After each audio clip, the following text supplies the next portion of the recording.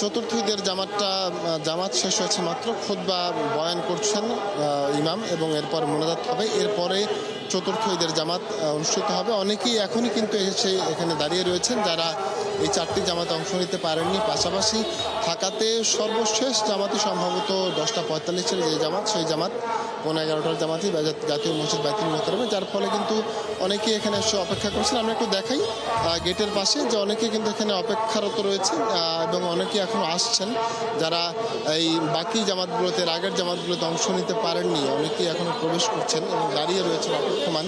নামাজের বিছানা হাতে, জায়নামাজ হাতে অনেকে দাঁড়িয়ে রয়েছেন এবং অনেকে এখন আসছেন। এই যে একটা আগ্রহ, একটা উৎসাহ উদ্দীপনা, পাশাপাশি যে বৈরী আবহাওয়া ছিল এতক্ষণ, একটু ছোটো ছোটো গুড়ি অল্প অল্প করে বৃষ্টি হচ্ছিল, এর জন্য কিন্তু অনেকে একটু আতঙ্কের মধ্যে ছিলেন, ভয়ের মধ্যে ছিলেন যে বড় রকমের বৃষ্টি হতে পারে কিনা, কারণ আবহাওয়া দপ্তর জানিয়েছিল।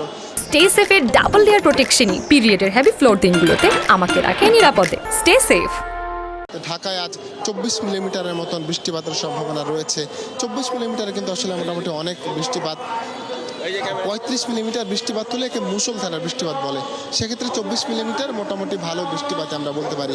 তো সেক্ষেত্রে অনেকে কিন্তু অপেক্ষায় ছিলেন। এখন যেহেতু শেষ সময়, এর পরে আর ঈদের জামাত পড়ার সুযোগ পাচ্ছেন না, সেক্ষেত্রে অনেকে বাইতুল মোকাররমে এসেছেন, অনেকে অপেক্ষা করছেন, অনেকে আবার জায়গা যা পেয়েছেন সেখানে বসেও পড়েছেন।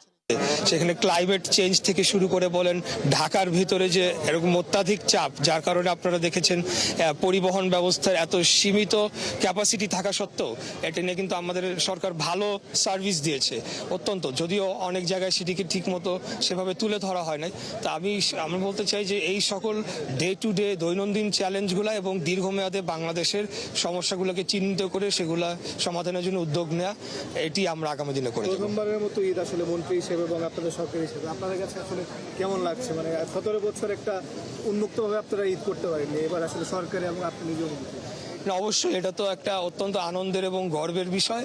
এবং আমাকে দল মন্ত্রিত্ব প্রথম আমাদের মাননীয় প্রধানমন্ত্রী জনাব তারেক রহমানের প্রথম ক্যাবিনেটের আমি মেম্বার হতে পেরেছি এবং আমাদের দলের সর্বকনিষ্ঠ আমি মেম্বার এবং দলের আমি সর্বকনিষ্ঠ সংসদ সদস্য।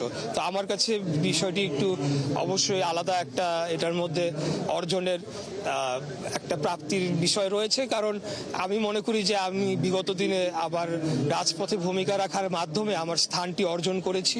তো আগামী দিনে আমি দেশের জন্য কাজ করে যাব। যখন আমাকে যে দায়িত্ব পালন করতে দেয়া হবে, রাষ্ট্র পরিচালনার দায়িত্ব হোক বা দলীয় যে কোনো দায়িত্ব হোক, সেটি পালন করার জন্য আমি প্রস্তুত রয়েছি।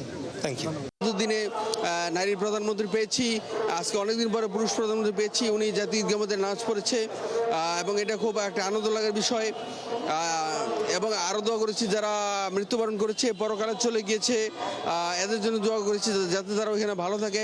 আপনি খেয়াল করবেন যে বহির্বিশ্বে কিন্তু বিভিন্ন দেশের মধ্যে আপনার যুদ্ধের সংঘাত চলছে, যাতে এই যুদ্ধগুলো নিরসন হয়ে আসে, এই দোয়া করেছি ভাইয়া।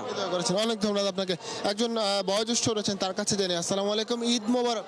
ঈদ মোবারক।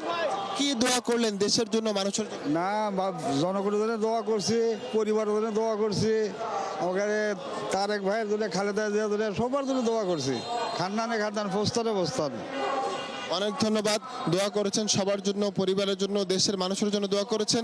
অনেকে ঈদের জামাত আদায় করতে এসেছেন, একটু কথা বলবো। আপনি কি এখন ঈদের জামাত আদায় করতে এলেন? হ্যাঁ, না, আমি 10টার জামাত আদায় করছি। নিশ্চয়ই দোয়া মোনাজাত করেছেন। কি দোয়া করেছেন? এখনো দোয়া মোনাজাত হয় না 10টার জামাতের। আপনি এমনিতে আপনার চাওয়া কি দেশের জন্য, দেশের মানুষ? দেশের যা মানুষ শান্তি শৃঙ্খলাভাবে সব জায়গায় থাকুক, এটাই আমরা দোয়া কামনা করি। অনেক ধন্যবাদ আপনাকে। ঈদের জামাতের জন্য অনেকে কিন্তু প্রবেশ করছেন এখনো, যারা এই আগের জামাতগুলোতে অংশ নিতে পারেননি তারা অনেকে আসছেন এবং যারা অনেক ধন্যবাদ ফরাদিন মালেক। আপনি মুসল্লিদের প্রতিক্রিয়াগুলো সংগ্রহ করতে থাকুন, নিশ্চয়ই পরবর্তী আলাপে সেগুলো আপনার কাছ থেকে আরও একবার আমরা জেনে নেব। ধন্যবাদ যুক্ত হওয়ার জন্য।